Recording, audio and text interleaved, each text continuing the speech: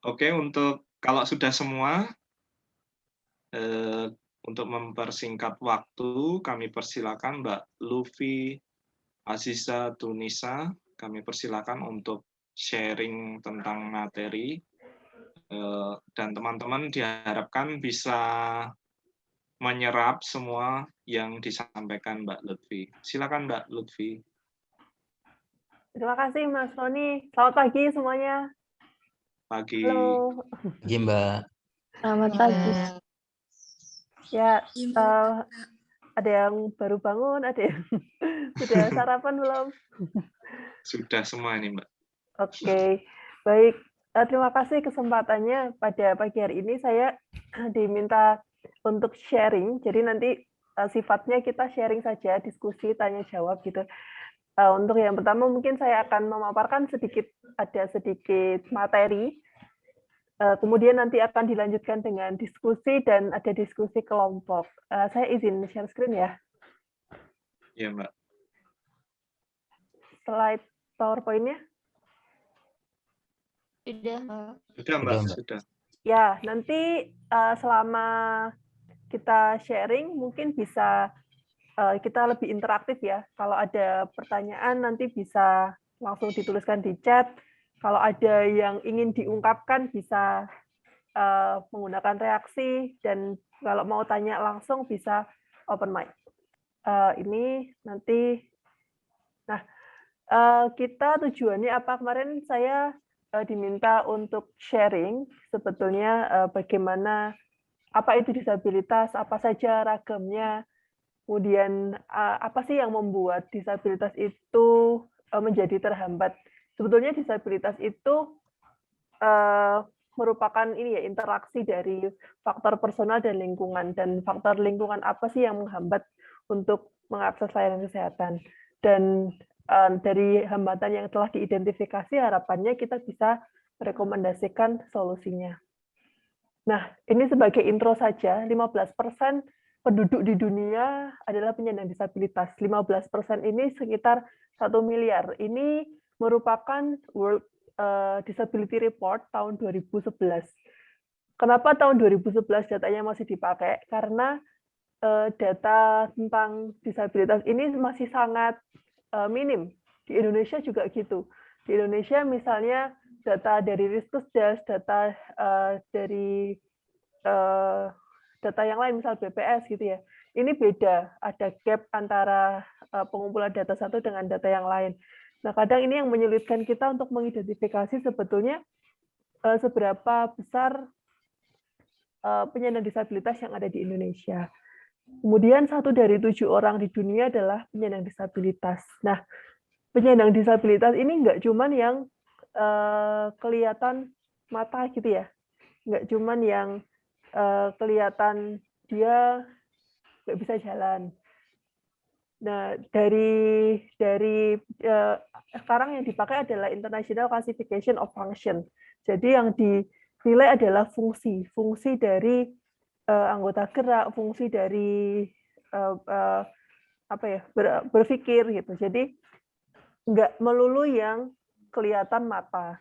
Kemudian disabilitas ini intersection dengan banyak hal, misalnya poverty atau kemiskinan. Oleh karena itu lebih banyak ditemukan di negara berkembang, dan 20% orang miskin di negara berkembang mengalami disabilitas. Nah, kita mau sedikit ini pakai Menti dulu. Silahkan nanti silakan teman-teman ke menti.com, kemudian menjawab pertanyaan ini. Selama ini yang teman-teman ketahui tentang disabilitas itu apa? Bisa menjawab apapun yang teman-teman ketahui tentang disabilitas.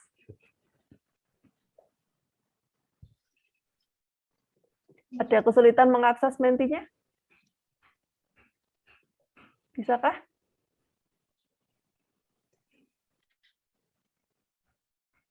Ada kesulitan enggak, teman-teman ini baru masuk, Mbak? Saya juga. Terus kemudian masukin kodenya. 29574310 ya. Terus submit. Ini ada satu jawaban orang dengan kebutuhan khusus. Oke. Keterbatasan, baik. Orang dengan keterbatasan. Oke. Keterbatasan fisik, oke.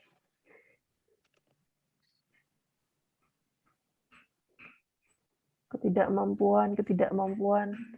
Pasien keterbatasan fisik maupun mental. Kesulitan dalam hal fisik, oke. Orang dengan keterbatasan fisik dan mental. Ya, ini lumayan banyak yang beratensi nih Mbak Lutfi. Mungkin ada lagi yang punya pendapat nih, silakan. Keterbatasan fisik, mental, intelektual dalam jangka waktu lama. Oh, ini harus di-scroll.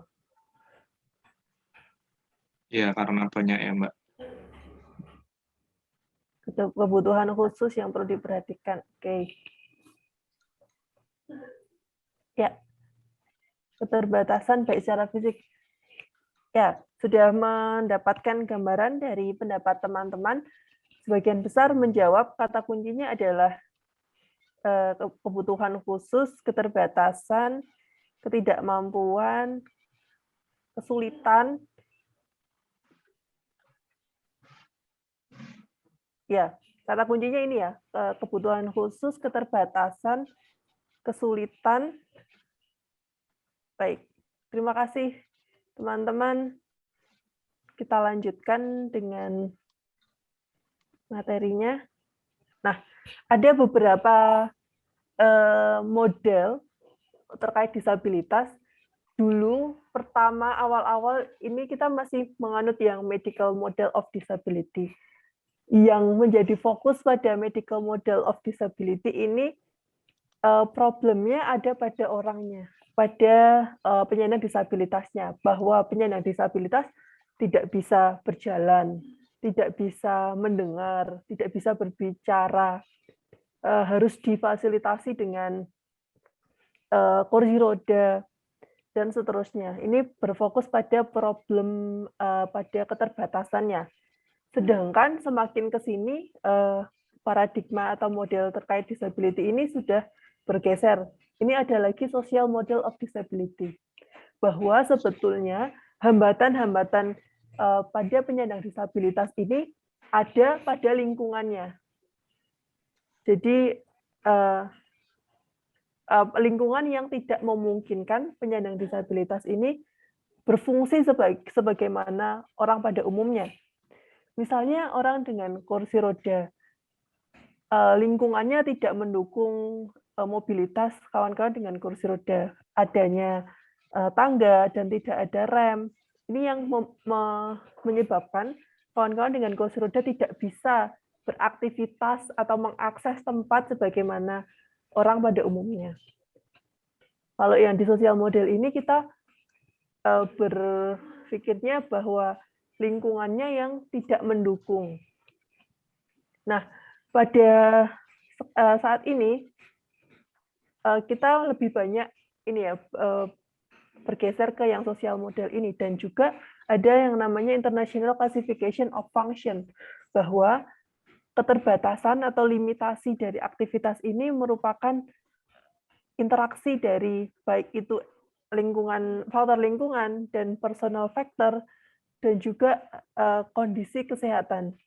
Nah, disabilitas bukan hanya yang kita dapat dari lahir, misal kecacatan yang kita dapat dari lahir, atau impairment yang kita dapat dari lahir, tapi juga bisa karena kecelakaan, atau bisa juga karena penyakit yang kronis, misalnya diabetes mellitus yang tidak terkontrol dan ada komplikasi. Ini yang menyebabkan keterbatasan fungsi. Jadi yang dinilai di sini adalah fungsi, adanya hambatan fungsi dari seseorang, personal faktor yang berinteraksi dengan tidak didukungnya lingkungan yang memadai untuk beraktivitas, sehingga ada hambatan, kesulitan, keterbatasan, dan kebutuhan khusus yang disebutkan oleh teman-teman tadi. Nah, interaksi dari personal factor dan juga hambatan lingkungan, faktor lingkungan ini yang membatasi partisipasi, jadinya tereksklusi dengan tidak adanya lingkungan yang mendukung, dan juga tidak adanya partisipasi penyandang disabilitas di dalam kegiatan bermasyarakat sehari-hari. Mungkin itu yang teman-teman lihat selama ini banyak masih di desa atau di kampung gitu yang punya anak dengan disabilitas disembunyikan saja, tidak disekolahkan, tidak diikutkan dalam kegiatan bermasyarakat. Ada cerita dari kawan disabilitas di Gunung Kidul, bahkan tidak dimasukkan ke dalam kartu keluarga, sehingga yang bersangkutan tidak punya KTP, nah itu akan dampaknya panjang ke belakang. Nanti tidak bisa mengurus surat-surat, asuransi kesehatan. Penyandang disabilitas sudah memiliki hambatan-hambatan terkait mengakses layanan kesehatan. Nah, ini ditambah dengan dia nggak punya KTP, tidak masuk dalam KK, nah ini yang menambah kesulitannya untuk mengakses layanan kesehatan. Masih adanya stigma, diskriminasi, yang tidak memungkinkan kawan-kawan dengan disabilitas untuk mengakses layanan kesehatan atau berpartisipasi dalam masyarakat. Nah, nanti kawan-kawan silahkan lihat sewaktu teman-teman di lapangan, apakah ada permasalahan serupa, apakah menemui teman-teman dengan disabilitas yang tidak bisa mengakses layanan kesehatan atau yang disembunyikan oleh keluarganya, nanti bisa diidentifikasi. Nah, itu tadi beberapa model dan juga klasifikasi untuk disabilitas. Sekarang apa saja ragamnya? Menurut undang-undang, ini menurut Undang-Undang Nomor 8, nah kita punya undang-undang tentang disabilitas.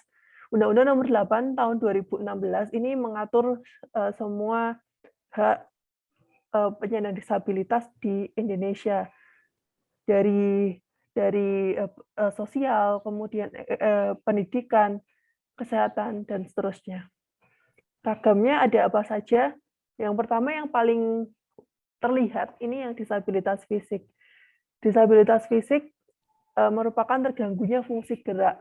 Contohnya seperti saya tetraplegi, nggak ada di sini, ya mungkin mirip paraplegi yang kelumpuhan anggota gerak kaki, semisal seperti itu, dan menggunakan kursi roda. Bisa juga contohnya adalah amputasi atau lumpuh layu akibat polio. CP ini cerebral palsy, kemudian bisa juga karena stroke, kusta yang misalnya jari-jarinya putus, ini termasuk disabilitas fisik, dan kemudian orang kecil atau dulu nyebutnya orang kerdil gitu ya, orang kecil. Ini masuk ke disabilitas fisik. Kemudian ada disabilitas sensorik. Sensorik di sini merupakan terganggunya fungsi panca indera. Nah, ini contohnya bisu, tuli, netra. Nah, kenapa ini saya nulis tuli, kenapa saya nulis bisu gitu? Ini ya masalah penyebutan. Kadang kawan-kawan dengan tunarungu itu lebih nyaman disebut tuli, dan yang tunanetra itu lebih nyaman disebut buta gitu. Tapi kalau kita ketemu dengan orang-orang tersebut, dengan kawan-kawan penyandang disabilitas tersebut, mungkin kita bisa tanyakan apa lebih nyaman disebutnya apa, apakah tunarungu atau tuli. Kemudian disabilitas mental. Disabilitas mental ini terkait fungsi pikir, emosi, dan perilaku. Ini dibagi dua. Disabilitas psikososial ini yang masuknya seperti gangguan jiwa, dan disabilitas perkembangan ini yang masuknya contohnya adalah autisme, ADHD, dan seterusnya.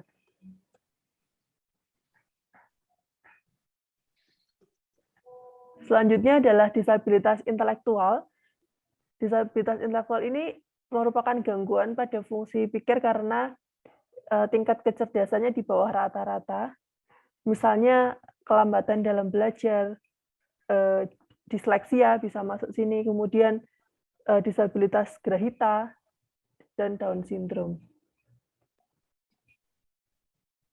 Nah, ngomong-ngomong dari berbagai macam ragam disabilitas, apa sih sebetulnya kendala kawan-kawan dengan disabilitas ini dalam mengakses layanan kesehatan? Yang pertama adanya hambatan sikap. Stigma dan diskriminasi ini merupakan permasalahan klasik dari dulu ya. Stigma bahwa penyandang disabilitas ini nggak bisa ngapa-ngapain, harus selalu dibantu, harus mendapat bantuan dan tidak bisa diajak untuk bekerja atau bermasyarakat. Ini sebetulnya kemarin ada cerita, jadi ada kawan dengan disabilitas pakai kruk, kemudian beliau bisa nyetir, terus waktu ke rumah sakit nyetir sendiri, terus masuk ke pintu utama, tanya parkir untuk disabilitas di mana? Dijawab sama security-nya, diturunin aja dulu pasiennya, kemudian nanti cari parkir. Loh, yang nyetir ini yang pasiennya, dan beliau adalah disabilitas. Banyak orang menganggap bahwa penyandang disabilitas ini tidak mampu mandiri. Jadi masih ada stigma di masyarakat. Nah, saya juga pernah mengalami sebetulnya waktu mau naik pesawat. Jadi saya ada sama suami saya, waktu check-in, nanya-nanya kondisi saya tuh ke suami saya, nggak ke saya langsung. Jadi kita dianggap bahwa kita tidak bisa memutuskan atau mengambil keputusan atas sesuatu tentang diri kita. Ini juga kadang mengganggu, dan saya bilang, Mas, ngomongnya sama saya saja gitu. Soalnya saya dianggap tidak kompeten untuk mengambil keputusan sendiri gitu. Mungkin ini yang masih banyak yang ada di masyarakat. Kemudian contoh lain adalah misal kita ke kondangan gitu ya. Saya ke kondangan pakai kursi roda, itu masih kayak dilihatin orang sangat heran, ih, kok ada yang pakai kursi roda kondangan. Mungkin nggak banyak yang datang ke kondangan gitu, teman-teman dengan disabilitas, terutama yang terlihat pakai kursi roda. Sebetulnya teman-teman dengan disabilitas itu juga dilema antara kita mau terlihat oleh orang, kita mau keluar, tapi nggak ada fasilitasnya, misal transportnya nggak ada, atau bangunannya tidak mendukung, atau kita diam saja di rumah, tidak terlihat, dan ya sudah, transport bangunan itu akan seperti itu terus-menerus. Jadi pilihannya adalah meskipun belum aksesibel dimanapun, kita harus, yang teman-teman dengan disabilitas perlu memperlihatkan diri bahwa kita tuh eksis, biar dilihat orang, sehingga orang lebih aware. Permasalahannya sekarang, karena stigma ini banyak yang disembunyikan di rumah oleh keluarganya, tidak disekolahkan, dan tidak diikutkan dalam kegiatan bermasyarakat. Nah, pengetahuan dan pemahaman penyedia layanan kesehatan tentang disabilitas juga kurang. Contohnya di masa pandemi ini, kemarin saya baru saja FGD dengan kawan tuli. Karena pakai masker, agak susah untuk membaca gerak bibir waktu beliau ke rumah sakit. Kemudian cara yang digunakan adalah menggunakan tulisan. Tapi karena kawan-kawan dengan tulisan, tapi karena memakan waktu lama, jadi agak nggak sabar gitu dengan teman yang tuli ini. Di situ juga tidak ada yang bisa menggunakan bahasa isyarat. Jadi keterbatasan dalam memfasilitasi atau mengakomodasi kawan-kawan yang tuli di layanan kesehatan masih dirasa kurang gitu ya, terutama di Jogja. Nah, pas ke rumah sakit itu juga ditanya, loh yang nganter siapa? Saya bisa datang sendiri, bilangnya gitu. Saya bisa datang sendiri, nggak ada yang nganter. Jadi masih dianggap bahwa kawan-kawan yang tuli ini masih butuh bantuan dan tidak bisa mandiri. Kemudian penyedia layanan kesehatan tidak memiliki kebijakan untuk mengakomodasi penyandang disabilitas. Ya, ini jadi satu ya, dengan mungkin tidak ada kebijakan sehingga pemahaman penyedia layanan tentang disabilitas juga kurang. Terkait akomodasi, ini bukan cuman di bangunan fisik ya, membuatkan rem di depan, membuatkan toilet disabilitas untuk kursi roda dengan handrail untuk pegangan. Yang terlihat mungkin itu, cuman dari sisi kebijakan, attitudinal dari si karyawan atau staf layanan kesehatannya terhadap disabilitas itu juga perlu dibangun. Kemudian ini wanita penyandang disabilitas ini rentan untuk tidak mendapatkan informasi kesehatan reproduksi. Nah, ini yang masih sangat kurang diekspos gitu, bahwa wanita dengan disabilitas juga memerlukan informasi kesehatan atau layanan kesehatan reproduksi. Karena stigma, mungkin wanita ini masih dianggap bahwa tidak bisa berfungsi seperti yang lain. Bahkan dulu saya pas awal-awal pakai kursi roda itu juga ditanya, masih haid nggak? Masih apakah masih bulanan seperti biasanya? Saya jawab masih, gitu, karena fungsinya juga masih normal seperti yang lain. Kemudian, nah ini jarang ditanya pendapatnya dan dilibatkan dalam pengambilan keputusan dalam penyediaan layanan kesehatan. Ini contoh simpel saja yang paling sering saya temui terkait pembangunan rem misalnya. Remnya ada, tapi terlalu menukik, terlalu tajam, jadi tidak bisa diakses mandiri oleh pengguna kursi roda. Begitu juga dengan yang lain, misalnya yang kawan tuli atau kawan yang tunanetra, tidak dilibatkan dalam misal perencanaan suatu program kesehatan atau layanan kesehatan.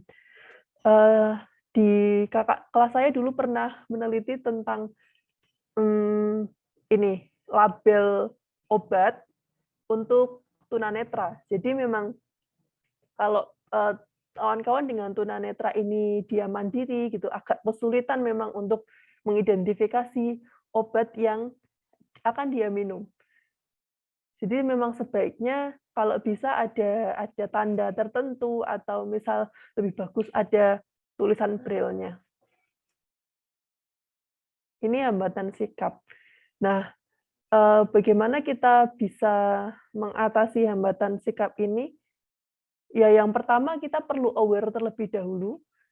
Kita perlu tahu apa itu disabilitas dan jenisnya dan bagaimana kita berhadapan dengan mereka. Sebetulnya semua orang ini kan kita semua punya kelemahan, semua punya kekurangan dan semua punya kebutuhan.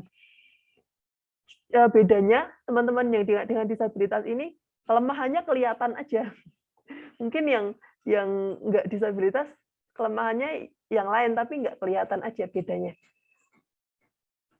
Terus juga kebutuhan. Nah, kalau misalnya dianggap berkebutuhan khusus, ada yang tidak setuju dianggap seperti itu karena semua orang punya kebutuhan.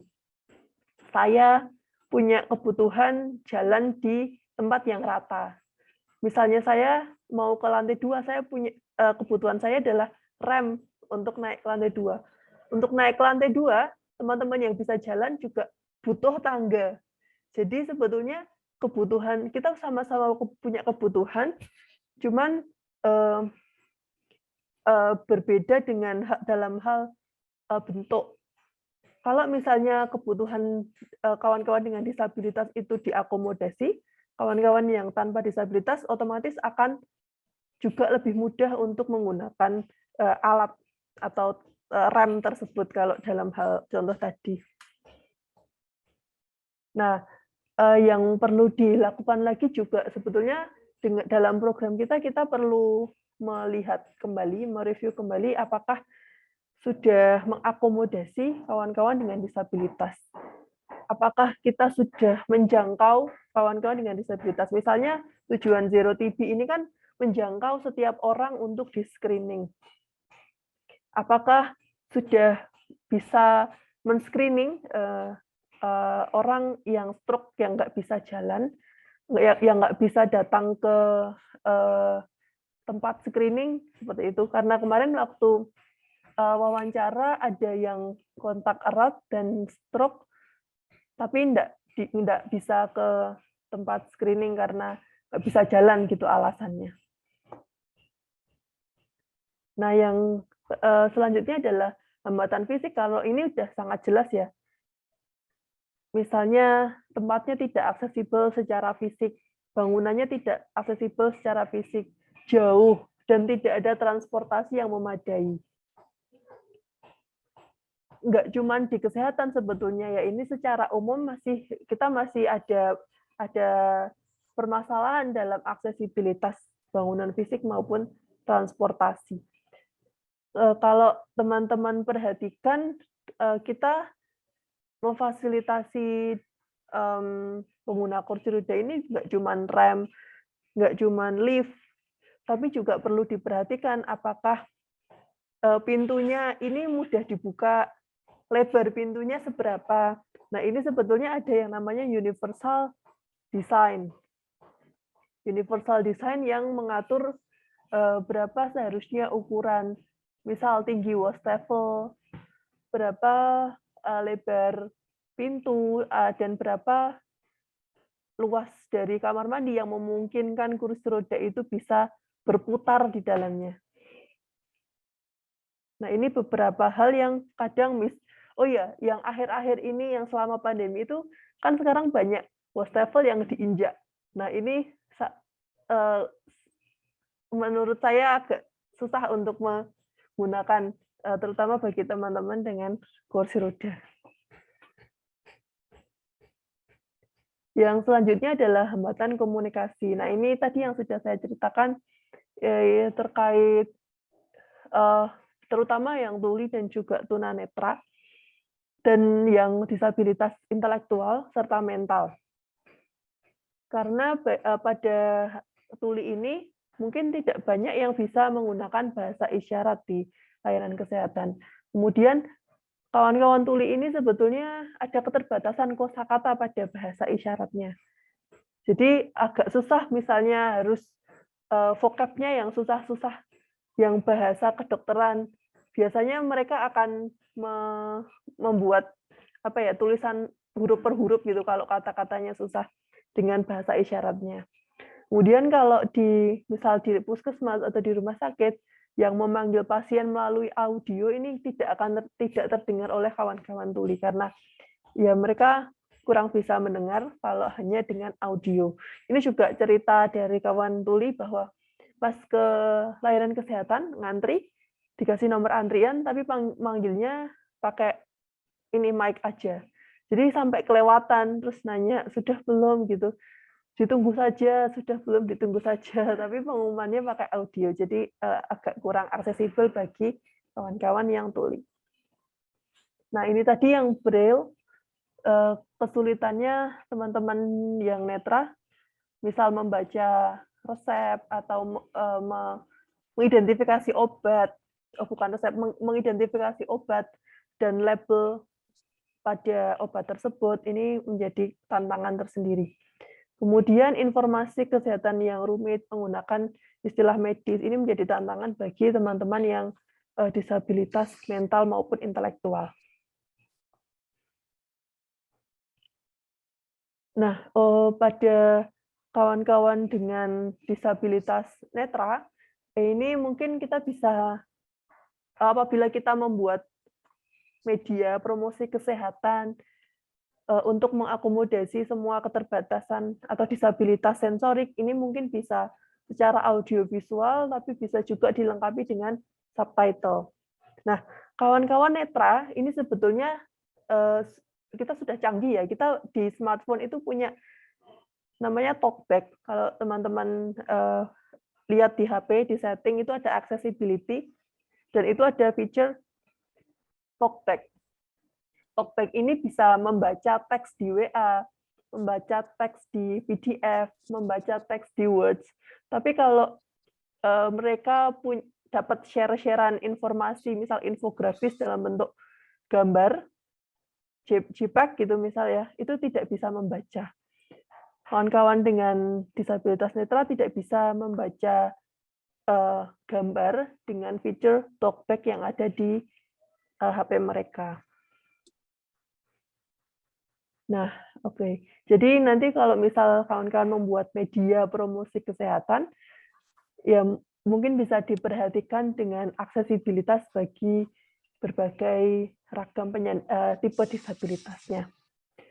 Kemudian menyediakan waktu berkonsultasi yang lebih lama, ya karena kita punya yang disabilitas mental, intelektual, ini yang kadang dan juga yang lain yang tuli juga perlu disediakan waktu konsultasi yang lebih lama.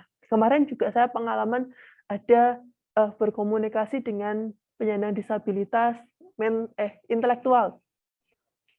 Kemudian saya dipeseni sama kawan saya yang lain yang sudah kenal, bilang kalau WA bahasanya jangan panjang-panjang ya, pendek-pendek saja gitu. Karena yang bersangkutan juga perlu waktu dan kesulitan untuk memahami kalimat-kalimat yang kompleks. Kalau ngobrolnya pendek-pendek aja kalimatnya, jangan terlalu panjang, biar mudah dipahami oleh yang bersangkutan. Nah, bila memungkinkan juga untuk memfasilitasi kawan-kawan tuli bisa terdapat JBI, Juru Bahasa Isyarat. Nah, selanjutnya ada hambatan finansial. Hambatan finansial ini berkaitan dengan tadi intersection disability dan poverty atau kemiskinan. Dan juga teman-teman dengan disabilitas itu sebagian besar adalah informal worker yang pendapatannya, income-nya tidak menentu atau lebih sedikit daripada teman-teman yang lain yang bekerja di formal sektor. Nah, hambatan finansial ini juga menjadi hambatan bagaimana mereka bisa afford membayar akses layanan kesehatan dengan biaya sendiri. Nah, di sini disebutkan bahwa mungkin ada ya, sudah ada asuransi kesehatan, sudah ada jaminan sosial yang membantu kawan-kawan dengan disabilitas. Nah, permasalahan yang lain adalah biaya tidak langsung. Misalnya biaya transportnya harus nyewa mobil gitu. Kalau yang lain bisa naik Gojek, kalau teman misal dengan kursi roda harus gokar. Ini yang membuat menjadi hambatan juga secara finansial.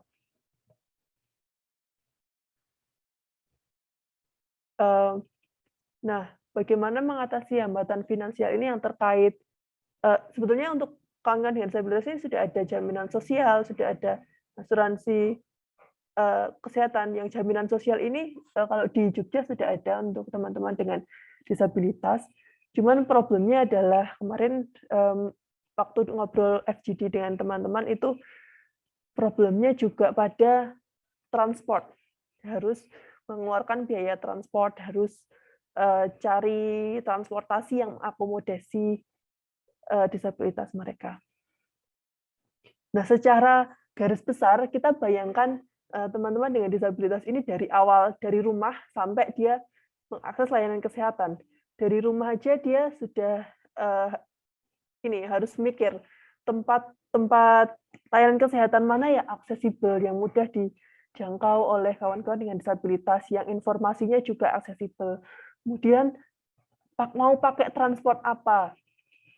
Nah, ini yang pertama, waktu sebelum keluar rumah dia sudah overthinking dulu.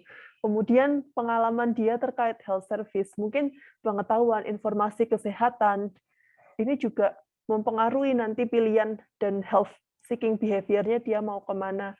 Apakah mau ke puskesmas, atau ke klinik, rumah sakit, dan lain sebagainya. Dan padahal teman-teman dengan disabilitas ini juga memiliki keterbatasan akses informasi. Informasi kesehatan, informasi promosi kesehatan, media promosi kesehatan juga tidak semua bisa diakses, terutama yang disabilitas sensorik. Kemudian saat dia mau keluar rumah, apakah bisa sendiri, apakah perlu bantuan orang lain, apakah perlu akomodasi yang lain gitu. Mungkin kalau di sini ini cerita pengalaman saya. Mungkin saya ada yang bisa mandiri, tapi perlu akomodasi atau transportasi yang lebih aksesibel. Dan nanti waktu turun dari mobil, misalnya waktu mengakses ke layanan kesehatan, kita juga mikir-mikir nanti akan ada hambatan nggak, ada naikkan tangga sedikit atau enggak, dan harus minta tolong siapa waktu mau naik sedikit ke trotoar. Kita tahu sendiri kalau trotoar kita kan semuanya ada naik-naikannya ya. Ini yang akan menyulitkan kita untuk bergerak atau mobile. Kemudian hambatan finansial tadi seperti yang sudah saya jelaskan terkait health service atau layanan kesehatan maupun dari transportasinya. Nah, transportasi juga merupakan masalah juga di sini. Kita mau pakai public transport tapi agak susah mencari yang aksesibel. Contohnya misalnya Trans Jogja aja, Trans Jogja haltenya itu kan naik ya, banyak yang bertangga. Kemudian ada yang ada remnya, tapi remnya nukik sekali. Terus ada yang ada remnya, tapi depannya tiang listrik atau depannya pohon. Ini kan jadi nggak bisa diakses sama kawan-kawan dengan kursi roda. Kalau saya lihat di Solo ini halte BST-nya sudah bagus, remnya landai, kemudian panjang, dan bisa diakses mandiri oleh pengguna kursi roda. Nah, setelah sampai di tempat di layanan kesehatan, kemudian kita juga masih mikir nih, ada remnya buat mengakomodasi kursi roda atau enggak, apakah pintunya aksesibel untuk kursi roda, atau apakah ada rambu-rambu guiding block untuk kawan-kawan yang tunanetra yang bisa membantu untuk jalan.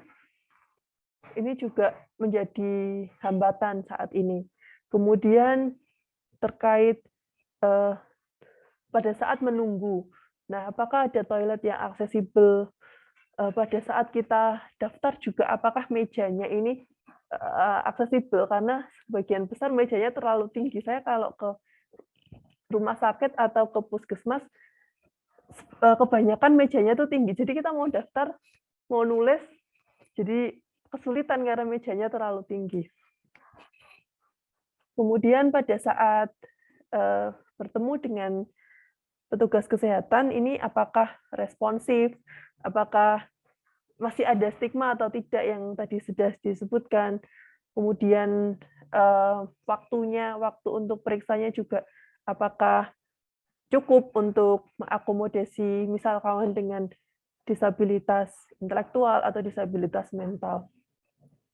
Nah, setelah ketemu dengan dokternya, misal apakah informasi yang disampaikan cukup, apakah di dalam obatnya ini tadi ada bisa diakses kawan dengan tunanetra, apakah affordable layanannya, dan seterusnya. Dan apakah perlu follow up dan perlu diintegrasikan dengan organisasi penyandang disabilitas. Nah, hambatan-hambatan ini sebetulnya semuanya bisa diidentifikasi bersama, harus melibatkan penyandang disabilitas itu sendiri. Misalnya kita menyediakan fasilitas rem gitu, perlu diuji coba, perlu diassess dulu apakah betul-betul sudah memenuhi kebutuhan atau mengakomodasi kawan-kawan dengan disabilitas.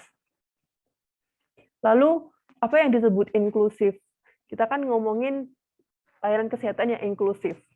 Kalau menurut KBBI, inklusif itu termasuk, jadi mengikut sertakan. Nah, ini ada gambar yang saya suka, ada eksklusi namanya, kemudian segregasi, integrasi, dan inklusi. Kalau eksklusi, kita benar-benar tidak mengikutkan kawan-kawan dengan disabilitas pada suatu misalnya program gitu ya, pada suatu program. Jadi program ini memang tidak bisa mengakomodasi, ya sudah yang disabilitas tidak bisa ikut, berarti ya udah nggak usah ikut.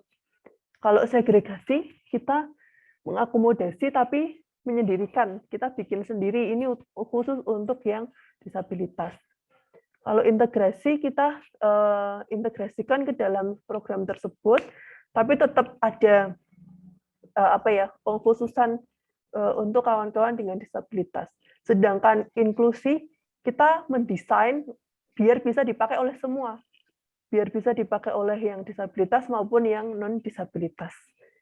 Ini yang menjadi Maaf, Mbak cita-cita. Lutfi, Ya, kurang 5 menit ya oke. waktunya. Ya, oke, dikit lagi kok, Mas. Nah, mengapa harus inklusif? Karena teman-teman dengan disabilitas ini kebutuhan kesehatannya juga sama. Bahkan ada yang lebih besar. Ada yang harus rutin mengakses layanan kesehatan. Kemudian populasi disabilitas juga bertambah karena nggak cuma kawan-kawan dengan disabilitas yang didapat, tapi juga dari aging atau penuaan ini bisa masuk ke dalam disabilitas. Nah, yang paling penting adalah akses kesehatan adalah hak yang dijamin dalam undang-undang maupun CRPD, Convention Right for People with Disability. Ini sudah kesepakatan secara internasional. Nah, UU nomor 8 2016 ini ada turunannya sampai Perda di DIY maupun di Kota Yogyakarta. Kalau di Sleman, Kulon Progo kayaknya belum ada untuk perdanya. Kalau kita mengakomodasi kawan-kawan dengan disabilitas, program kita juga cakupannya juga meningkat karena kita nggak cuma mengakomodasi yang non-disabilitas, tapi kita bisa menjangkau kawan-kawan dengan disabilitas dan diharapkan efektivitas dan efisiensi suatu program ini juga bisa meningkat gitu karena kita bisa mengakomodasi semua orang. Kalau penyandang disabilitas mudah untuk mengakses layanan kesehatan tersebut, maka masyarakat pada umumnya juga akan lebih mudah. Dan layanan yang inklusif ini meningkatkan partisipasi penyandang disabilitas. Yang ingin kita tingkatkan adalah partisipasinya dalam entah itu program maupun kebijakan di masyarakat. Bagaimana? Nah, ini pertama mulai dari awareness-nya. Nah, di sini sharing kita ini adalah dalam rangka meningkatkan awareness. Kalau kita aware, maka harapannya adalah kita akan mau untuk mengakomodasi, memberikan perhatian untuk menjangkau kawan-kawan dengan disabilitas, sehingga kawan-kawan dengan disabilitas ini bisa terlibat di dalam program kesehatan, bisa akses layanan kesehatan dengan lebih baik. Nah, aksesibilitas yang komprehensif ini perlu kita melibatkan kawan-kawan dengan disabilitas, kawan-kawan dari organisasi penyandang disabilitas untuk memberikan masukan terkait aksesibilitas pada program yang kita rancang. Kemudian ada yang namanya twin track approach.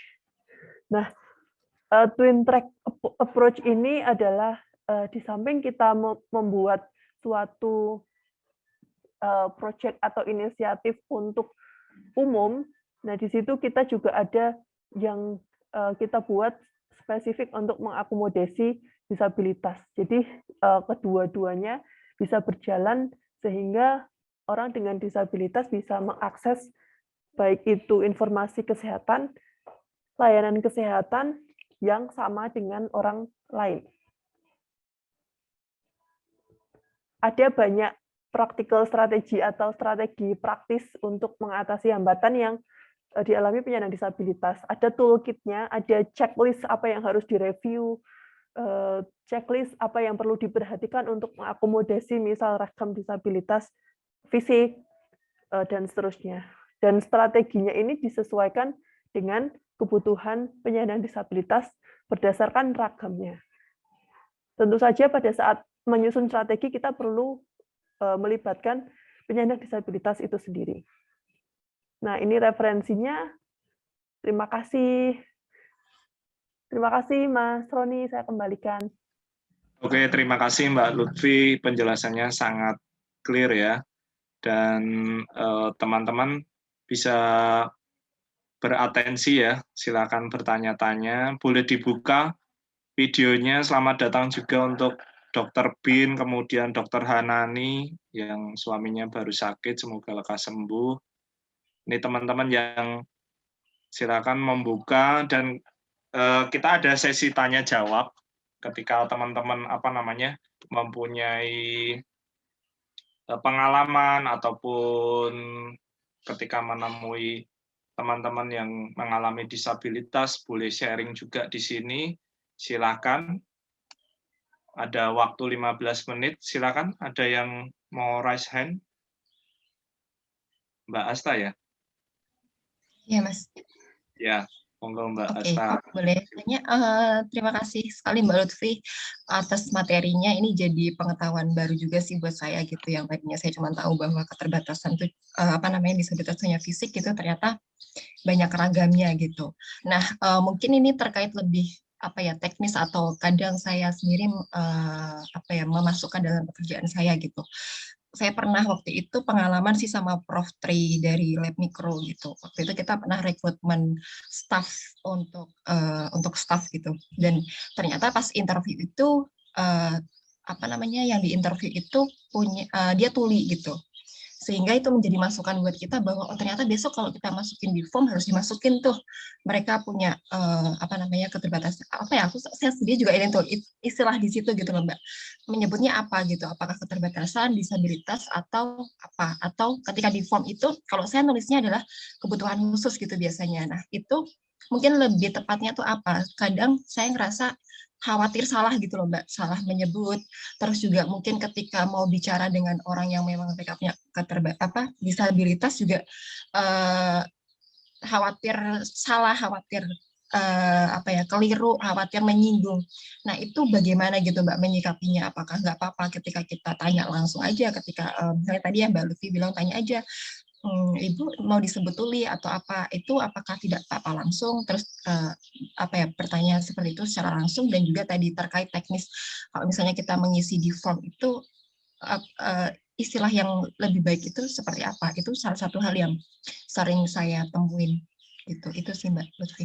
Terima kasih. Oke, langsung dijawab apa nunggu dulu Mas Roni? Boleh langsung dijawab karena kita saling berinteraksi saja. Mungkin nanti ada yang menimpali juga, atau menambahin, atau ada pertanyaan tambahan. Ya, terima kasih Mbak Asta. Betul ya, sebetulnya people first language kalau yang dipromosikan selama ini. Cuman kadang kalau biasanya saya tanya langsung ke orangnya gitu. Misalnya ada disabilitas, udah jelas ada disabilitas gitu. Lebih nyaman disebut apa disabilitasnya. Tapi kita usahakan nggak nyebutnya cacat gitu ya, atau apa ya? Kita nyebutnya disabilitas. Cuman kadang kita perlu, kalau saya pribadi, karena saya juga sering masih bingung ini nyebutnya apa. Saya tanyakan ke orangnya, misalnya lebih nyaman disebutnya apa sih ini disabilitasnya gitu? Apakah tuli atau tunarungu? Ini akan lebih enak kita juga komunikasi dengan yang bersangkutan. Kemudian yang kedua, terkait ada aplikasi kawan dengan disabilitas, itu ya Mbak Asta ya. Nah kalau ini saya berkaca pengalaman, dulu saya apply semacam short course gitu, yang dibiayai di awal pendaftaran, dan ini juga di UGM juga seperti itu untuk S1. Pada saat ngisi form pendaftaran ini, ada pertanyaan, apakah Anda disabilitas? Kemudian misal kita nyentang ya, nanti ada pertanyaan lanjutan, akomodasi apa yang Anda perlukan gitu selama mengikuti seleksi.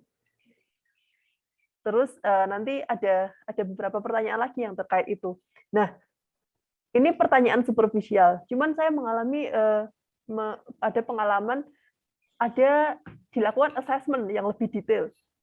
Jadi saya sudah nyentang ada disabilitas, iya, kemudian sudah mendeskripsikan akomodasi apa yang diperlukan, sudah ditulis, kemudian dihubungi, diminta mengisi disability assessment yang itu lebih sangat detail menurut saya, sampai ditanya waktu itu ditanya apa sih? Oh ya, kalau Anda ke kamar mandi pakainya apa? Alat bantunya apa? Kalau pakai kursi roda elektrik, tingginya seberapa itu disetkan. Misalnya lebar dudukannya berapa kursi roda yang saya pakai di rumah. Nanti di sana akan disetelkan sesuai dengan apa yang saya pakai di sini. Terus apakah ada left-handed atau enggak. Nah, itu panel untuk remote-nya itu disesuaikan. Misalnya saya left-handed ditaruh di sebelah kiri. Sampai sedetail itu. Kalau makan butuh perlu alat bantu apa. Nah, itu juga sebetulnya yang ada di seleksi beasiswa yang di luar negeri. Bila perlu alat bantu apa asistif teknologinya atau perlu juru bicara isyarat atau tidak. Ini juga kemarin yang di UGM pada saat seleksi CBT yang kemarin itu kawan-kawan dari UKM disabilitas mendampingi pendaftar dengan disabilitas. Nah, itu mungkin yang perlu diaplikasikan di masyarakat atau di tempat kerja gitu ya, karena kita juga pengennya memberikan kesempatan pada kawan-kawan dengan disabilitas. Disabilitas itu bukan sama dengan tidak berdaya ya. Kita sebetulnya bisa berdaya, bisa mandiri, gitu, tergantung derajat disabilitasnya juga. Tidak sama rata, tidak semuanya perlu bantuan. Kita juga perlu memberikan kesempatan bagi yang bisa berdaya. Nah, kayak gitu juga di masyarakat, misalnya di masyarakat terkait misalnya contohnya di Zero TB atau program kesehatan. Kita juga perlu menanyakan ke yang disabilitas itu ada disabilitas apa dan kita bisa mengakomodasinya seperti apa. Kalau misal perlu di screening, kesulitannya apa sih untuk mengakses tempat screening itu? Nah, itu perlu kita assess dan perlu kita kaji lagi, misal untuk nanti masukan ke depannya.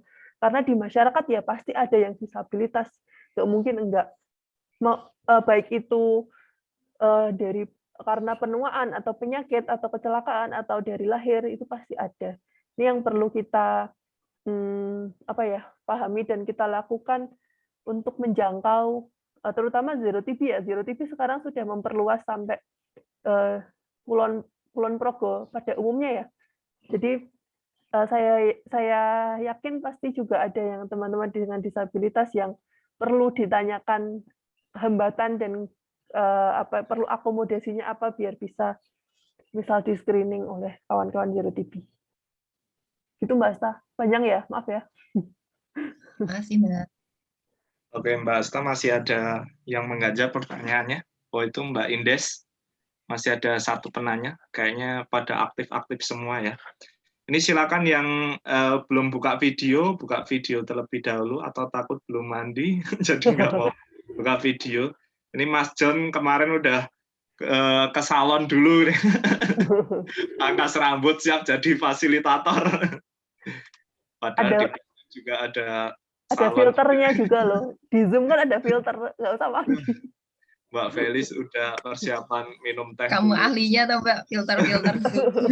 Oke, ini menyingkat waktu Mbak Indes, masih ada pertanyaan, silakan. Kita masih ada waktu 7 menit untuk diskusi. Monggo Mbak Indes di unmute dulu.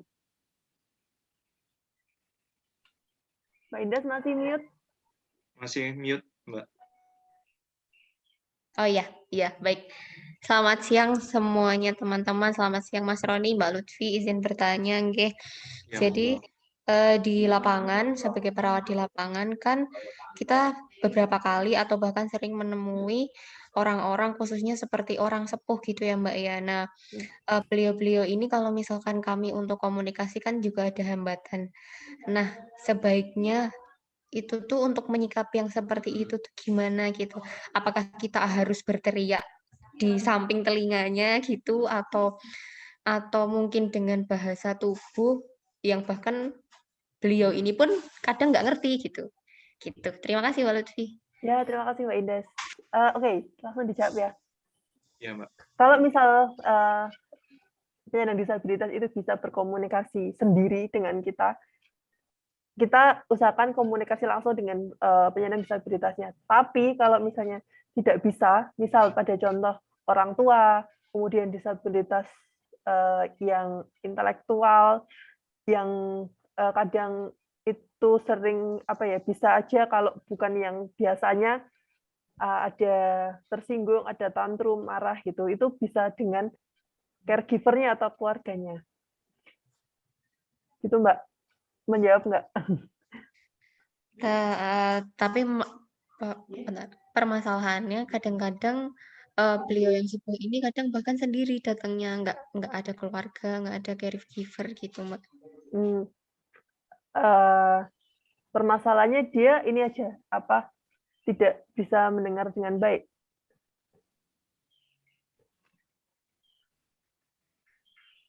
Halo Mbak. Iya Mbak, karena biasanya faktor usia sih, jadi untuk pendengarannya sudah berkurang gitu. Ya, kita bisa mendekatkan ke yang bersangkutan sih Mbak. Cuman kita juga perlu tahu reaksinya beliau ya. Waktu kita ngobrol sama beliau, misal kita teriak-teriak gitu, kita lihat juga reaksinya dia sudah lumayan kedengeran apa enggak, atau mungkin tersinggung gitu, dan kita perlu kalau misalnya dengan kita ngomong agak keras, kita perlu lihat dulu reaksinya. Kalau memang sudah bisa mendengar, kita bisa menggunakan itu.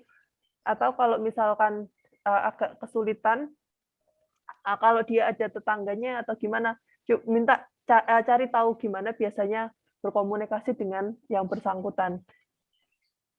Biasanya kalau datang itu ada misal ada yang dekat sama rumahnya dia gitu atau enggak Mbak?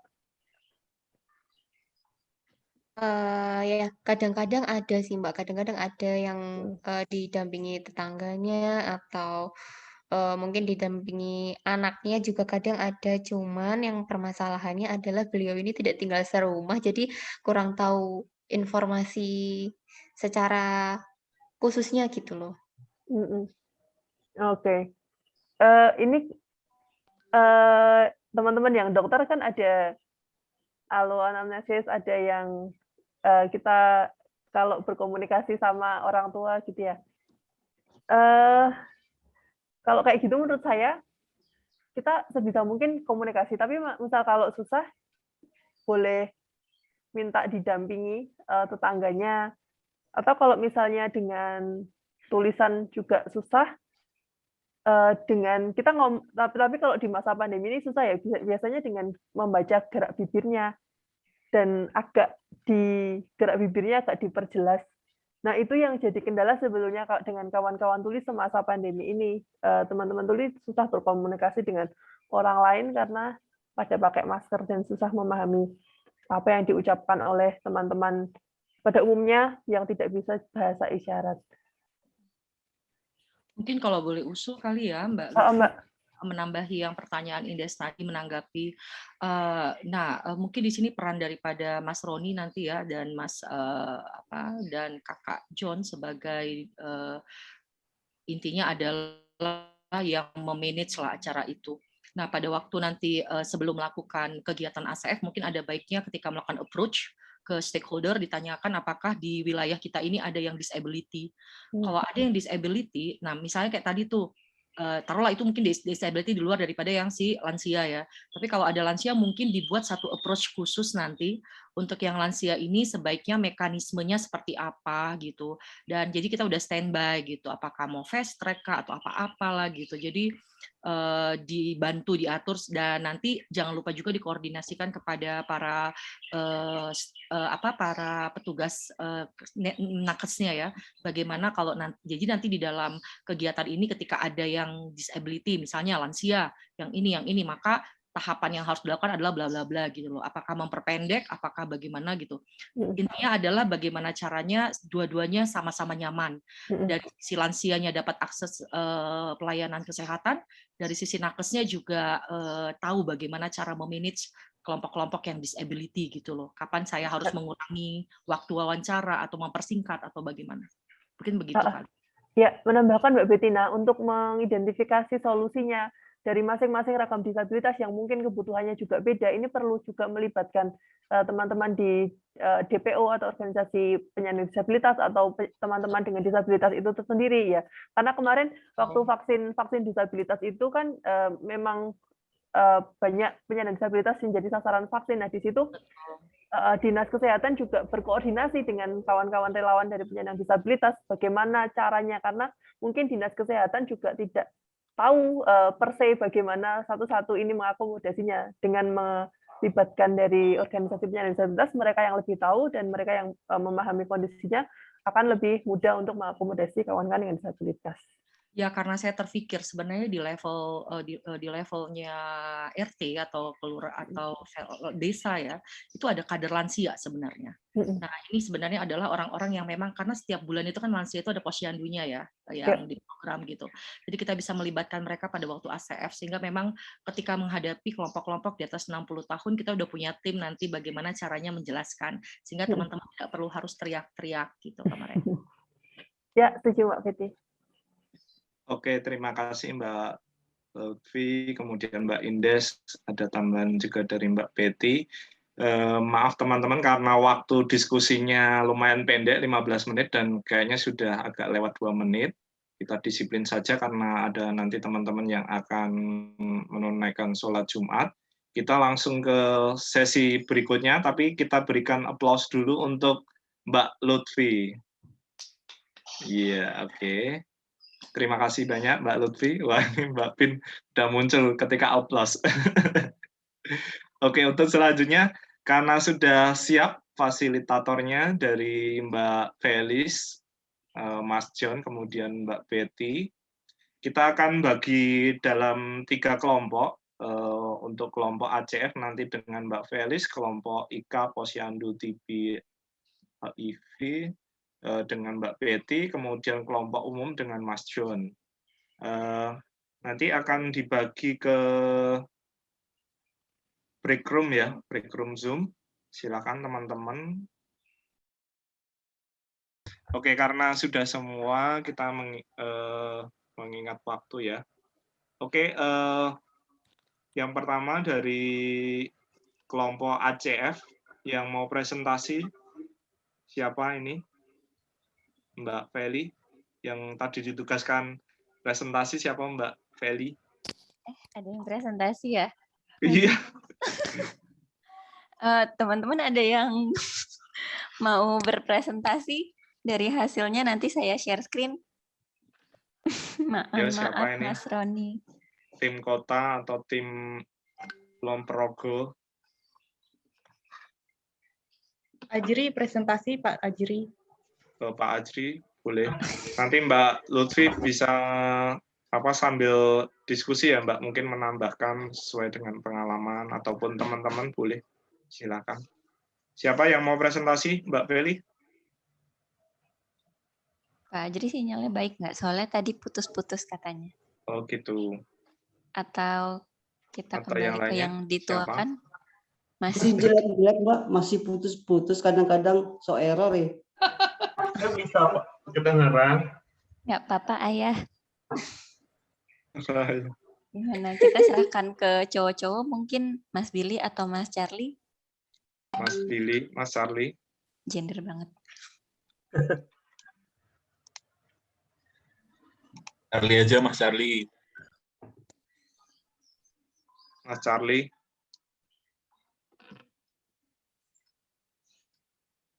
Mas Charlie langsung tiarap. Coffee break saya, bentar ya. Mbak Feli langsung lanjut aja, Mbak. Ya, Mas Charlie, monggo udah muncul. Aku tak share screen ya. Ya, Mbak Feli di share screen. Timnya yang lainnya dilarang membuli ya. Boleh bertanya, boleh menambah. Silakan Mas Charlie, Mbak Feli di share screen. Iya. Ini. Bisa diperbesar, Mbak. Di full screen aja. Di full screen. Gini, oke. Ya, oke. Oke, Mas Charlie, silakan mempresentasikan.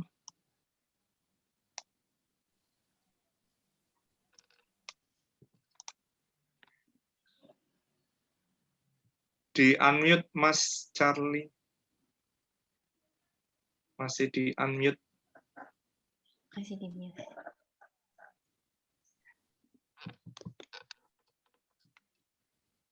Mas Charlie. Masih.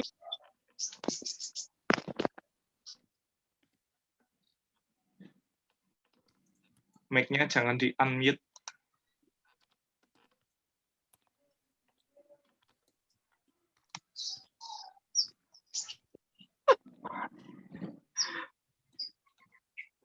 Ya, udah bisa atau Mas Charlie, silakan.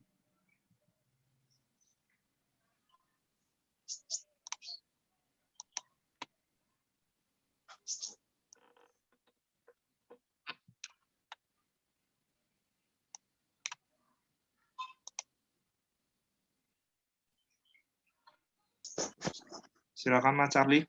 Ada masalah di sinyal. Nggak bisa ya? Atau dibantu yang lainnya, Mbak Feli? Ini tidak bisa sepertinya Mas Charlie. Oke, atau kita diwakilkan Mas Billy? Mas Billy.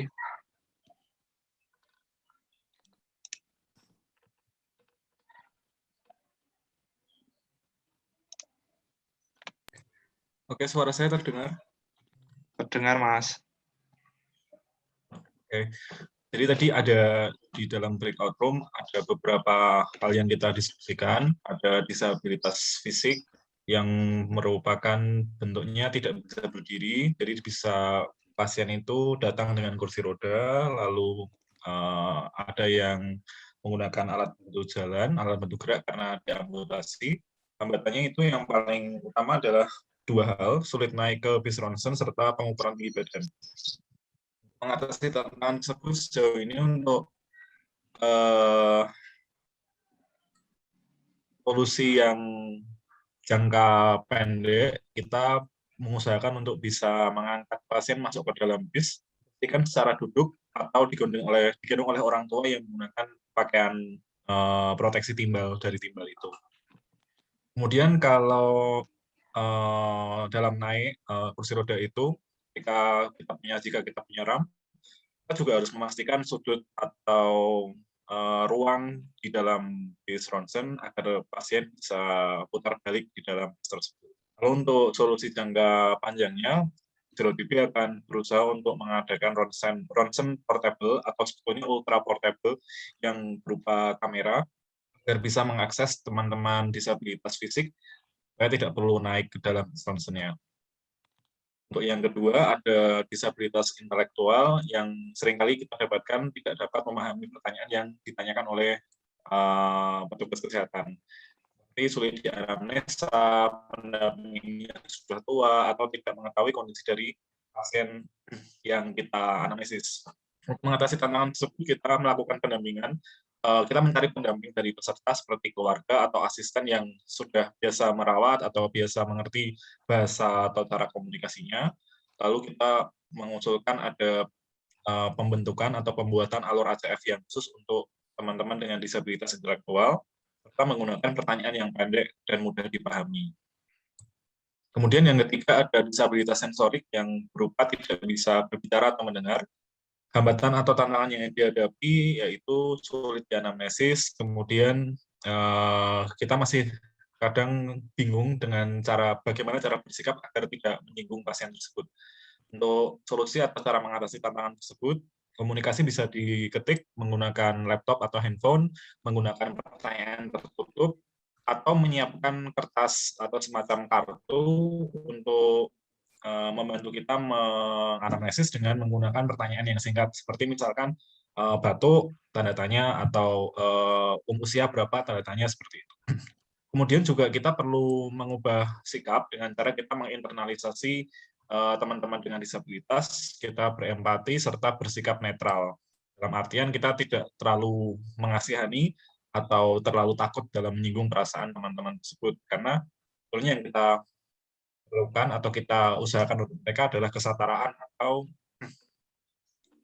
kesamaan dengan kita, bukan terlalu mengasihani atau terlalu takut menyinggung. Kita juga harus memperhatikan nada dan ekspresi bicara ketika komunikasi dengan orang-orang dengan disabilitas sensorik.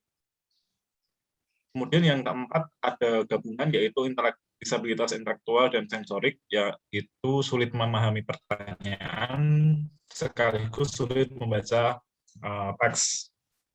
Nah, untuk mengatasi tantangan tersebut kita masih berupaya untuk mencari pendamping atau keluarga yang biasa menemani atau merawat pasien tersebut, serta menggunakan komunikasi yang lebih efektif, bisa dengan diketik, bisa dengan pertanyaan tertutup, dan sebagainya. Lalu yang terakhir ada 2, yaitu disabilitas mental. Yang pertama adalah anak yang aktif, teriak-teriak seperti anak-anak dengan ADHD, atau anak yang atau orang yang sering tantrum karena mungkin ada gangguan jiwa seperti mungkin paranoid, apnia. Lalu untuk tantangan yang dihadapi ada sulit di TST atau dilakukan pemeriksaan mantox, dan juga sulit digali riwayat serta gejala daripada TB ketika tidak ada pendampingnya.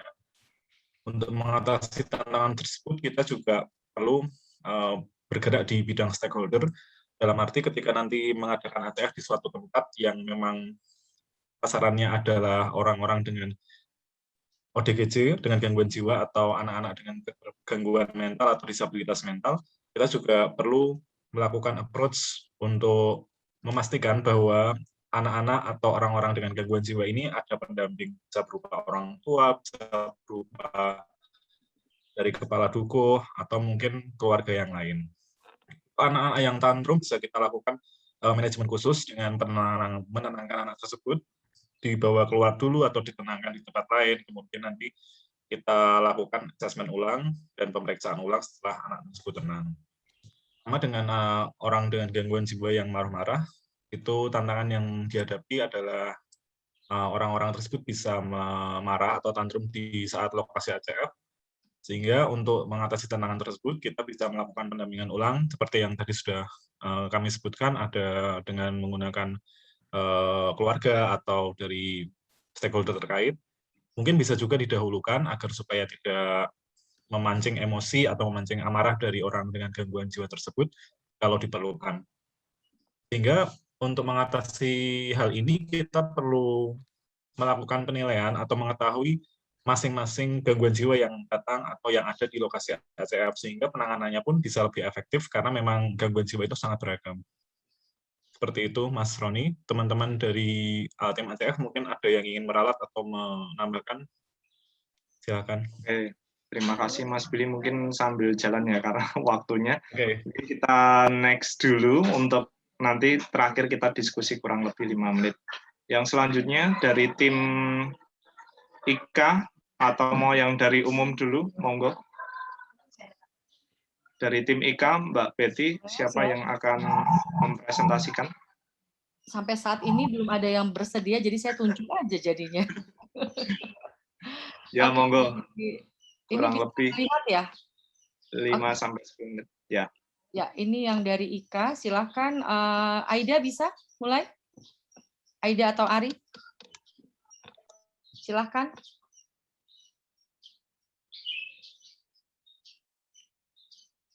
Karena bahasa aja, atau Ari boleh tolong dibacain, Ri?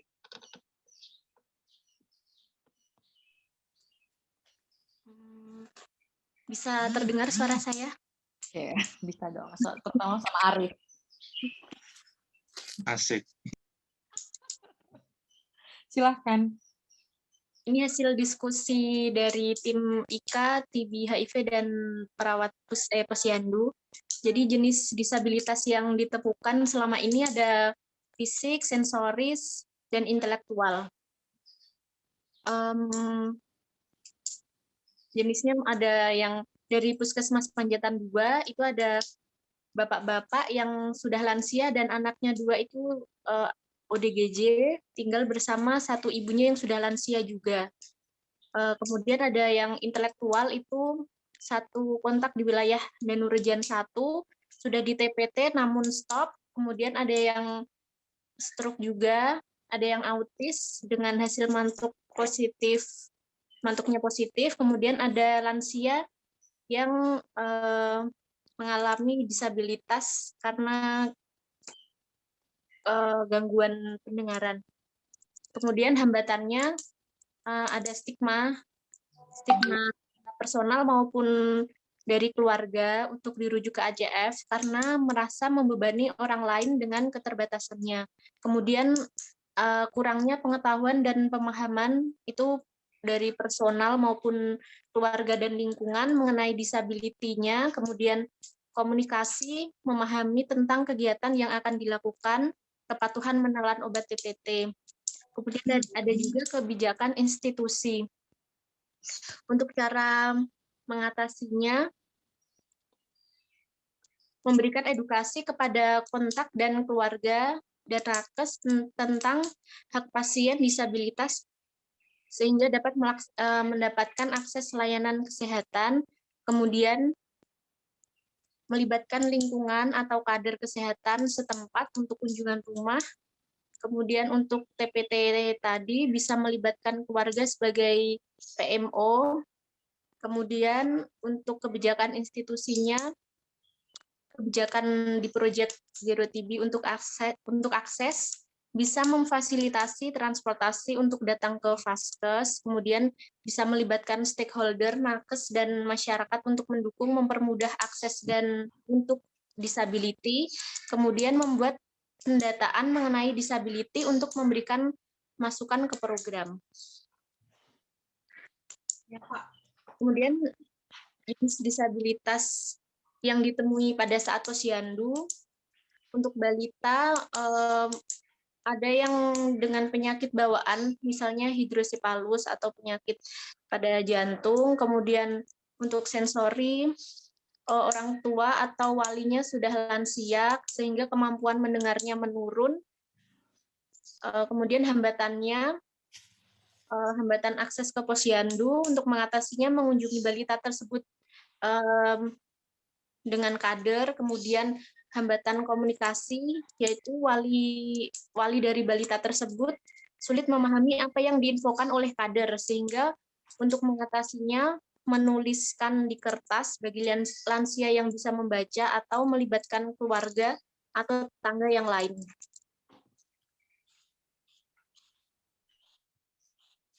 Sudah itu, Mas Roni. Oke, terima kasih Mbak Ari dan tim IKA. Kita tampung dulu ya, nanti sambil berjalan kita akan diskusikan. Untuk selanjutnya yang tim umum, tadi yang mewakili Mas Arief, yang paling ganteng. Baiklah, Mas John, bisa di-share screen-nya? Ya.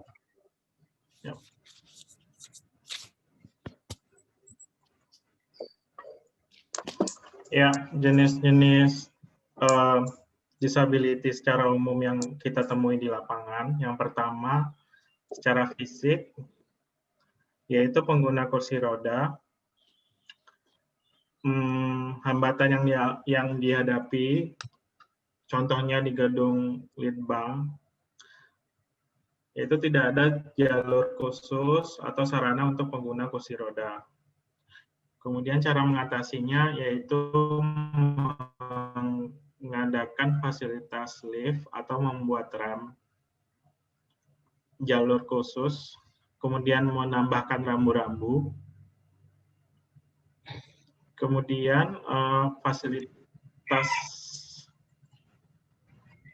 untuk yang disabilitas yang kedua, yaitu orang yang tidak bisa datang ke ACF karena memiliki keterbatasan mobilitas.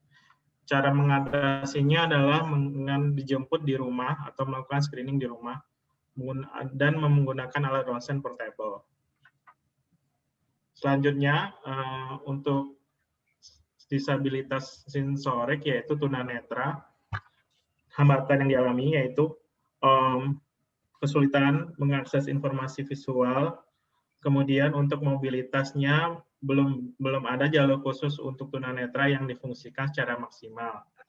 Untuk mengatasi tantangannya yaitu caranya dengan memberikan jalur khusus yang tanpa halangan dan membersihkan jalur tersebut dari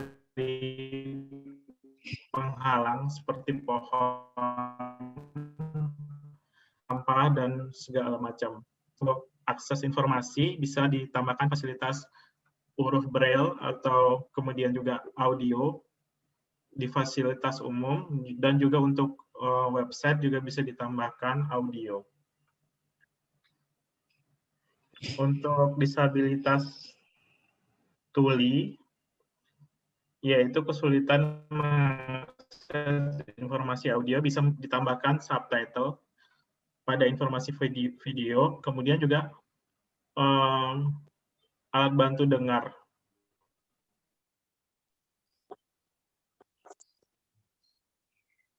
Kemudian juga membuat banner, poster yang menunjukkan.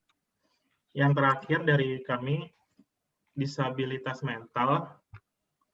Tadi kami masih agak bingung mengenai ODGJ, apakah itu termasuk golongan disabilitas. Tapi umumnya secara mental itu yang kami tangkap yaitu kesulitan komunikasi. Kemudian solusinya harus ada yang mendampingi. Secara umum, yang bisa dilakukan adalah membuat media, menampilkan, apa tuh Mas John ke bawah? Potong ya? Iya, kepotong. Gini aja. KIE itu apa sih Mas John tadi? Apa? Media Mas? KIE, apa ya tadi itu? Komunikasi, apa? Informasi, edukasi. Iya, itu. Ini adalah dua solusi secara umum. Pertama, membuat media komunikasi, informasi dan edukasi, kemudian layanan kesehatan. Jadi diberikan training untuk membuat puskesmas yang lebih ramah bagi kaum disabilitas. Sekian, terima kasih. Oke, terima kasih Mas Arief yang dari tim umum. Kita tepuk tangan semua dong buat kerja kerasnya diskusi teman-teman. Untuk selanjutnya kita masih ada waktu kurang lebih 4 menit untuk berdiskusi tambahan. Mungkin Mbak Lutfi bisa, Mbak Lutfi masih ada? Masih, Mas. Mungkin bisa, ya Mbak, mungkin bisa sedikit nambah, menanggapi juga beberapa temuan yang ada di ACF, kemudian di IKA, ataupun di lapangan di lingkungan tempat kerja kita. Dan tadi melihat bagaimana hambatannya, kemudian kita juga mencoba untuk membuat solusinya, tapi apakah benar seperti itu, ataupun ada masukan lain, dan mungkin teman-teman nanti juga bisa menanggapinya. Monggo Mbak Lutfi. Ya, kalau keseluruhan tadi yang saya ikuti di ACF, ini sudah bagus idenya. Tadi yang ada ide untuk bikin kayak card, tadi ada pakai tulisan ya, mungkin juga bisa ada gambarnya gitu. Misal batuk, terus ada orang batuk gitu, terus biar mempermudah teman-teman yang mungkin kesulitan membaca untuk memahami pertanyaannya. Apa sih namanya itu, kartu ini ya, buat biasanya kalau survei demografi kita juga pakai kartu untuk mempermudah, misal ada yang sepuh nggak bisa baca gitu. Itu ide bagus, nanti mungkin bisa diterapkan. Kemudian terkait media edukasi, iya, karena hambatannya salah satunya informasi mengakses media edukasi dan informasi kesehatan. Ini sebetulnya ada guideline-nya bagaimana kita membuat media yang bisa diakses kawan tuli maupun kawan yang tunanetra. Misal teman-teman posting di Instagram-nya Zoro TV, itu kan gambar ya. Nah, mungkin bisa dikasih deskripsinya, tulisan di bawah sesuai dengan gambar yang di atas, gambar yang diposting di Instagram. Dan biasanya juga kalau kita berkomunikasi dengan kawan-kawan netra, misal memperkenalkan diri di forum yang ada tunanetranya. Halo, saya Lutfi, saya perempuan pakai jilbab warna pink, pakai kacamata dan pakai masker. Ini salah satu cara berkomunikasi biar kita bisa tahu siapa yang diajak ngomong dan bisa memberikan gambaran apa yang sedang dihadapi. Nah, itu juga salah satu yang bisa diterapkan di media edukasinya dan di sosial media terutama, karena salah satu hambatannya adalah yang kawan-kawan netra terutama untuk mengakses informasi yang bersifat dari website atau dari sosial media yang kebanyakan itu gambar, infografis, poster. Kalau mau ngepost poster, sebisa mungkin diberikan deskripsinya, pesan utamanya dari poster itu apa di caption-nya. Itu kemarin yang saya pelajari dari kawan-kawan disabilitas netra. Mungkin itu saja, Mas. Oke, terima kasih Mbak Lutfi. Mungkin ada teman-teman yang mau menanggapi atau ada masukan lagi tentang tadi sudah mengidentifikasi beberapa case yang ada di ACF, di IKA, maupun di Posyandu. Ada lagi?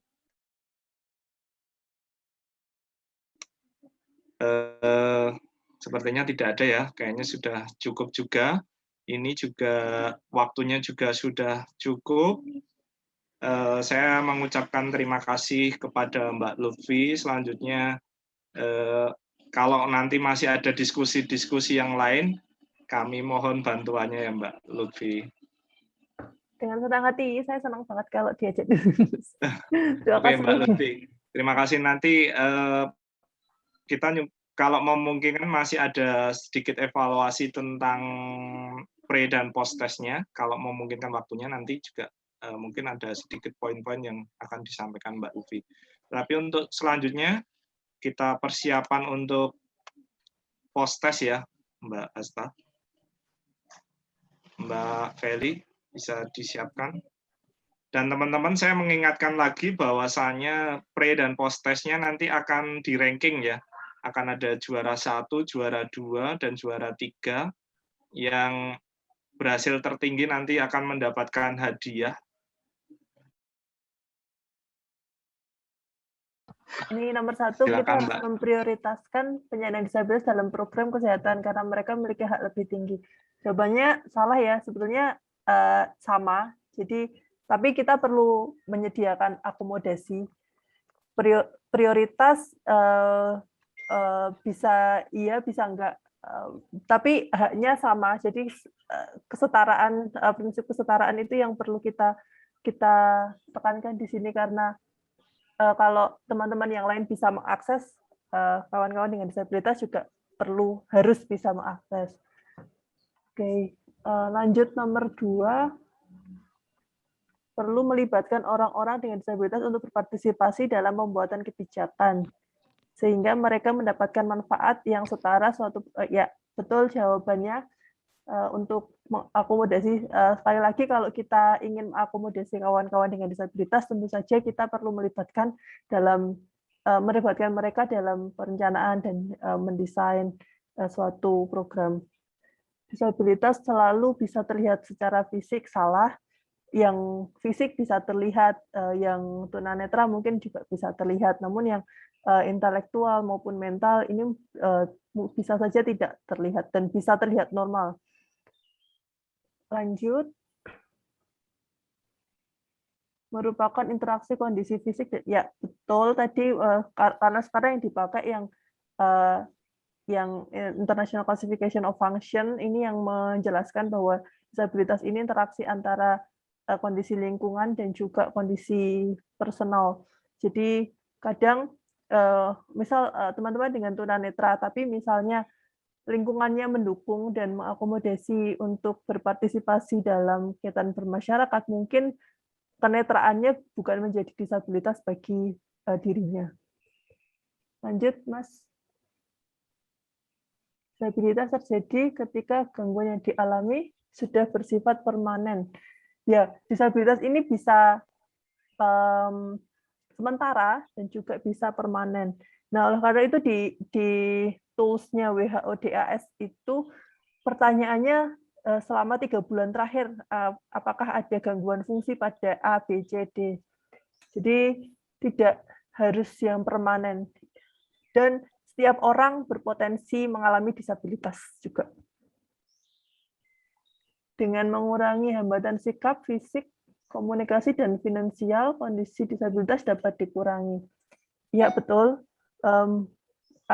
Kita perlu mengidentifikasi hambatan-hambatannya untuk lebih memampukan dan lebih mengurangi disabilitas, karena tadi disabilitas interaksi antara faktor kondisi pribadi, kondisi kesehatan pribadi, dan juga lingkungan. Selanjutnya, kondisi keterbatasan akibat proses penuaan bukan merupakan contoh disabilitas. Aging ini termasuk disabilitas ya, karena pakai yang klasifikasi of function, misalnya ada gangguan pada fungsi atau penurunan pada fungsi, pada ICF ini bisa masuk kategori disabilitas. Kemudian stigma dan diskriminasi dari teman kantor merupakan contoh hambatan komunikasi. Hambatan komunikasi, stigma dan diskriminasi ini hambatan sikap atau attitudinal barrier. Sedangkan komunikasi, tadi contohnya misalnya hambatan komunikasi antar yang tuli dengan yang lain ataupun yang tunanetra, susah mengakses informasi layanan kesehatan, dan seterusnya.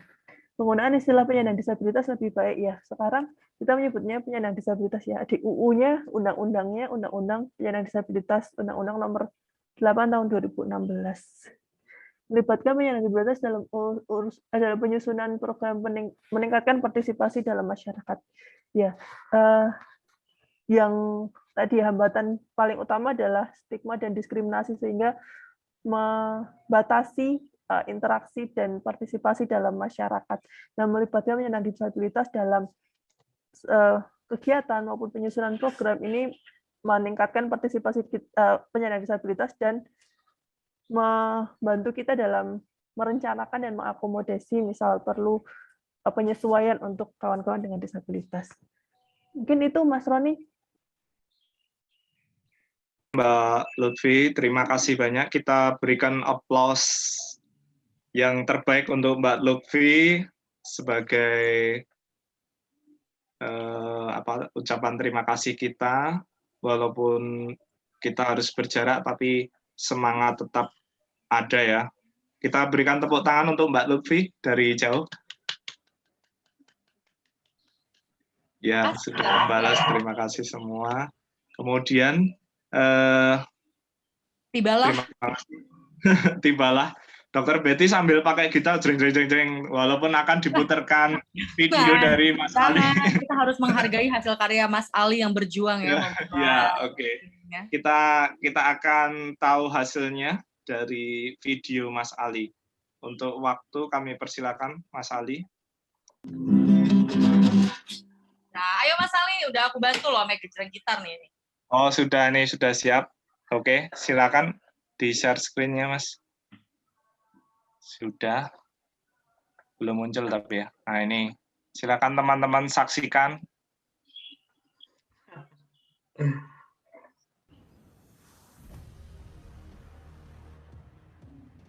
Audionya nih, Mas. Audio.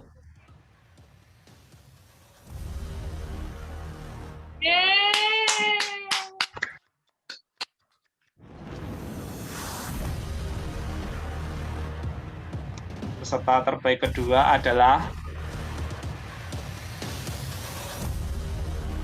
P-Tes, Postes, OC. Selamat untuk OC. Terbaik dari yang terbaik. Juara pertama adalah Vera dari Kulon Progo. Wah, enggak sia-sia. Waduh, Kulon Progo juara ya. Juara. Oke, terima kasih kepada Mbak Vera, Mbak Oce, sama satu lagi Mbak siapa ya? Diva. Mbak Diva. Oke, itu pemenangnya. Bagi pemenang bisa mengambil hadiah di jam operasional di PAU, nanti langsung menghubungi Mbak Asta ya. Nanti dihubungi Mbak Nina, Oh, dihubungi Mbak Nina. Wih, Vera senyum-senyum nih. Vera. Nggak, Vera tuh agak berat karena dia harus mentraktir tim Ika gitu loh. Dan ternyata kado lebih murah dibanding harga yang harus dia bayar. Jadi Oke, bahas karena banyak ya. Sudah tahu pemenangnya 3 orang dan selamat kepada pemenangnya. Untuk teman-teman yang belum beruntung, bukan berarti teman-teman keliru ataupun nilainya kurang bagus, tapi terbaik semuanya karena harus diambil 3 orang, jadi mereka yang harus menang. Yang terakhir ada dari Dr. Rina yang akan menutup training ini. Untuk waktu dan tempat kami serahkan ke Dr. Rina. Monggo. Ya, terima kasih Pak Roni. Bismillahirrahmanirrahim. Assalamualaikum warahmatullahi wabarakatuh. Suara saya kedengaran ya? Sinyalnya agak jelek nih. Dengar Dr. Rina. Halo? Kedengaran Bu? Halo. Kedengaran Bu. Oh oke, ya. Pertama-tama saya minta maaf karena tadi saya tidak bisa bergabung sejak ada yang harus saya kerjakan dulu. Kemudian yang kedua, saya mengucapkan terima kasih dan apresiasi yang sebesar-besarnya kepada para panitia ya, mungkin yang sudah merencanakan untuk pelaksanaan pelatihan tentang disability ini. Oh ya, yang pertama ke Mbak Lutfi dulu nih. Mbak Lutfi, apresiasi untuk selalu menginspirasi kami gitu ya. Jadi Mbak Lutfi ini menurut saya contoh yang sosok yang harus kita ingat gitu. Bagaimana dia dulu pernah tidak disable menjadi disable, terpuruk, tetapi dengan kondisinya yang sekarang tidak menyerah, justru banyak kesuksesan yang diterima oleh Mbak Lutfi, dan saya kira itu memerlukan suatu jiwa yang besar, support yang kuat dari keluarga dan tentunya juga masyarakat, dari kita juga teman-temannya, bagaimana kita memberikan semangat dan fasilitas kepada teman-teman kita yang kurang beruntung diberikan disable. Mungkin kita menganggap mereka itu kurang beruntung, tetapi sebenarnya saya yakin di balik semua itu banyak kebesaran-kebesaran Tuhan yang diberikan kepada para penyandang disabilitas. Nah, jadi kebetulan saya ini punya beberapa teman yang disable juga. Setiap kali mempunyai masalah, setiap kali punya hambatan itu ingatlah teman-teman kita yang perjuangannya lebih keras supaya kita senantiasa selalu bersyukur. Dan tentunya untuk Mbak Lutfi, kita selalu mendoakan semakin ke depan, masih berharap lagi Mbak Lutfi bisa berjalan lagi seperti dulu ya Mbak Lutfi ya. Terima kasih sekali, semangatnya luar biasa, dan manfaat yang ditebarkan itu yang harus kita, semangatnya Mbak Lutfi itu harus ada di teman-teman Zero TV Yogyakarta ya. Jadi itu kita itu kalau bekerja dengan hati itu tadi ya, dengan hati dan juga bisa mengambil sesuatu positifnya, insya Allah hidup kita itu akan dimudahkan kalau kita memudahkan orang lain juga, dan kemudian jalan itu biasanya akan terbuka dengan baik. Itu yang pertama. Kemudian saya juga mengucapkan terima kasih tadi ya kepada tim penyelenggara yang sudah merencanakan ini. Mesti juga butuh waktu, butuh tenaga dan pikiran. Mas Ali yang sudah membuat video dengan mencari pakai api-api begitu.